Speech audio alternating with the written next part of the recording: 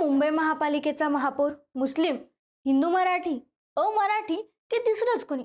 मी असं म्हणण्याचं कारण म्हणजे सध्या मुंबईतील महापालिकेच्या महापौर पदावरून सुरू असलेले दावे, आरोप आणि प्रत्यारोप. नेमकं काय घडलंय? कोणी काय दावा केलाय?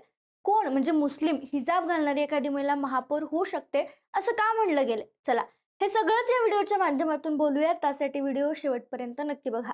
नमस्कार, मी संजना. कट टू कट मध्ये आपलं स्वागत. मुंबईत सत्ता कोणाची येणार यापेक्षा महापौर कोणाचा यावर जोरदार दावे केले जात आहेत.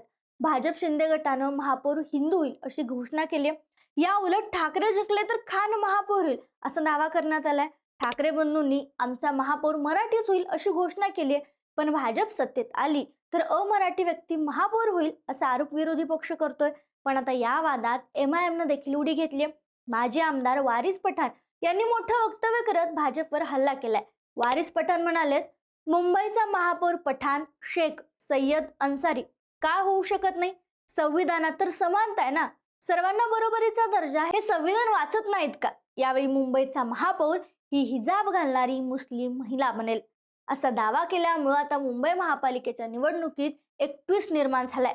पठाण यांनी यावेळी शिवयुती आणि भाजप शिंदे गटावर जोरदार टीका केली आहे. त्याचबरोबर राष्ट्रपती APJ अब्दुल कलाम होते, गव्हर्नर मुस्लिम आहेत, या आधी झाले आहेत, मग मुस्लिम मेयर का म्हणू शकत नाही?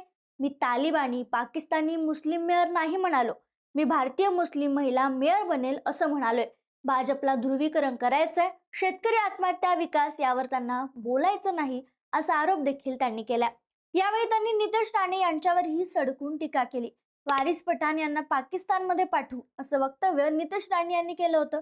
त्यावरच बोलताना ते म्हणाले, भारत देश कोणाच्या बापाची जहागिरी नाहीये. आम्ही जिनाची 2 नेशन थेरी फेकली आणि भारतात राहिलो. वारिस पठाणला पाकिस्तानात पाठवणाऱ्याने अजून जन्म घेतला नाही.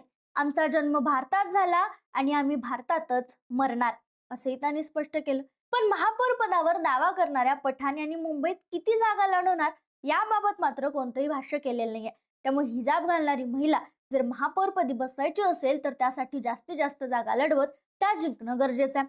आता बघा, मुंबईत 227 प्रभाग आहेत आणि मुस्लिम महिलांचं किंवा मुस्लिमांचं प्रमाण साधारणतः 20 ते 21%. प्रभाग निहाय लोकसंख्येचा विचार केला तर मुस्लिम मतदारांचे किंवा रहिवाशांचे प्राबल्य असलेल्या प्रभागांची संख्या जवळजवळ 40च्या आसपास आहे. डोंगरी, भेंडी बाजार, नागपाडा, गोवंडी, कुर्ला हे मुस्लिम बहुल भाग आहेत. आजवर या ठिकाणी मतदार काँग्रेसला साथ देताना दिसत होते. मुंबईत वारिस पठाण हे एकमेव आमदार विजयी झाले होते, पण नंतरच्या निवडणुकीत त्यांचा पराभव झाला. त्यावेळी लोकसभा निवडणुकीत पक्षानं एकच उमेदवार दिला होता आणि विधानसभेला 4 ते 5 उमेदवार दिले होते. त्यात अतिक खान आणि वारिस पठाण सोडले तर एकाही उमेदवाराला 5,000 पेक्षा जास्त मतं मिळाली नव्हती. महापालिकेचा विचार केला तर MIMने 2017च्या निवडणुकीत 227 प्रभागांपैकी एकूण 59 प्रभागांमध्ये आपले उमेदवार उभे केले. पण भायखळामधून वखारू सिन्हा अन्सारी आणि वांद्रे पूर्व मधून गुलनाज सलीम कुरेशी हे दोनच उमेदवार विजयी झाले होते. MIMनं प्रामुख्याने मुस्लिम बहु क्षेत्रावर लक्ष केंद्रित केलं होतं. यावेळी मात्र काँग्रेस आणि वंचितची आघाडी झाल्यामुळे मुस्लिम मतं त्यांच्याकडे वळण्याची शक्यता नाकारता येत नाही. पण भाजपची B टीम असा आरोप होणारी MIM मैदानात उतरल्यामुळे मुस्लिम मतांचं विभाजन होण्याची शक्यता ही मोठ्या प्रमाणात आहे. त्यात विधानसभा आणि लोकसभेला मुस्लिम मतं ठाकरे यांना मिळाली खरी, पण आता राज ठाकरे हे उद्धव ठाकरेंसोबत असल्यामुळं ती मतं परत उद्धव ठाकरेंकडे जातील का, साथ देतील का याबाबत शंका आहे. पण पूर्णपणे MIMला ती मतं किंवा मुस्लिम मतं जातील याची शक्यता कमी आहे. मग राष्ट्रवादी अजित पवार गटानं नवाब मलिक यांना निवडणूक प्रमुख बनवत मुस्लिमांना चुचकारण्याचा प्रयत्न केला. राष्ट्रवादीने यावेळी नवाब मलिक यांचे भाऊ अब्दुल रशीद कप्तान मलिक वॉर्ड क्रमांक 165 मधून त्यांना उमेदवारी देण्यात आली आहे. त्यांची सून बुशरा मलिक यांना 170 मधून आणि बहीण सईदा खान यांना वॉर्ड क्रमांक 168 मधून मैदानात उतरवण्यात आले. शिवाय सना मलिक या तिथल्या आमदार आहेत. त्यामुळे मुस्लिम मतं शिवसेना भाजप पक्षाऐवजी राष्ट्रवादीला साथ देऊ शकतात ही शक्यता नाकारता येत नाही. त्यामुळे मुस्लिम कोणाकडे वळणार हे निकालाच्या आकडेवारीवर स्पष्ट होईल आणि यानंतरच कोणता महापौर महापौर पदाच्या स्थानी बसेल हे पाहावं लागणार आहे. खरं तर वारिस पठाण यांच्या विधानानंतर खासदार संजय राऊत यांनी या संपूर्ण वादाला अनावश्यक ठरवले.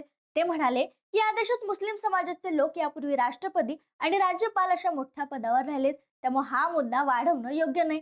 तर वारिस पठाण यांच्या वक्तव्यावर जोरदार पलटवार करत नितेश राणे यांनी मुंबईमध्ये हिंदुत्ववादी विचारांचाच महापौर असेल असं ठणकावून सांगितले. ते वारिस पठाण जे म्हणाले त्याच्यावर निशाणा साधत नितेश राणे म्हणतायत, ते बहुधा विसरले असावेत की आपण हिंदू राष्ट्रात राहतो आणि येथे शरिया कायदा लागू होत नाही. मुंबईत ज्यांची विचारधारा हिंदुत्ववादी आहे तोच येथील महापौर होईल, कारण हिंदुत्व मुंबईच्या DNA मध्ये भिनलंय. देशात जिहादी मानसिकता पसरवण्याचे कट रचले जात आहेत आणि म्हणूनच वारिस पठाण असोत किंवा पाकिस्तानातील त्यांचे नेते, आम्ही त्यांना यशस्वी होऊ देणार नाही असा इशारा नितेश राणे यांनी दिलाय. त्यामुळे महापालिकेत हिंदू मुस्लिम रंग चढण्याची शक्यता नाकारता येत नाही. दुसरीकडे ठाकरेंनी मुंबईला महापौर मराठीच होणार, मराठीच मिळणार असा आमचा निर्धार आहे असं संयुक्त पत्रकार परिषदेत सांगितलंय. शिवाय सर्व मराठी जनांना सांगतो, आता जर चुकाल तर संपाल, आता फुटाल तर पूर्णपणे संपून जाल. त्यामुळे तुटू नका, फुटू नका, मराठीचा वसा टाकू नका असं जाहीर आवाहन केलंय. खर तर मनसे शिवसेना युतीला मत म्हणजे मुस्लिम दार्जिनांना राजकारणाला मत अशी टीका भाजपकडून करण्यात आली.